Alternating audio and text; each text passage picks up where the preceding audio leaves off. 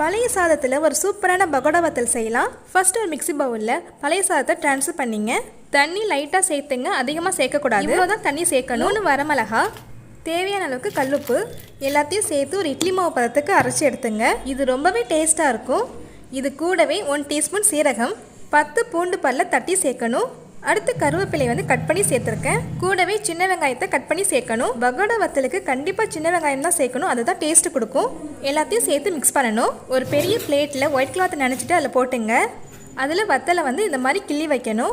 எங்கள் ஊர் சைட்லாம் இது கிள்ளி வத்தல் தான் சொல்லுவாங்க.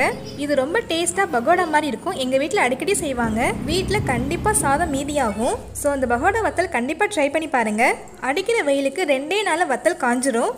இப்போ பாருங்கள், வத்தல் நல்லா காஞ்சிருச்சு. நான் எண்ணெயில் பொரிச்சு எடுக்கிறேன். நல்லா மொறு மொறுன்னு பகோடா மாதிரி வருது. நீங்களும் ட்ரை பண்ணி பாருங்கள். நெக்ஸ்ட் விலாகில் பார்க்கலாம்.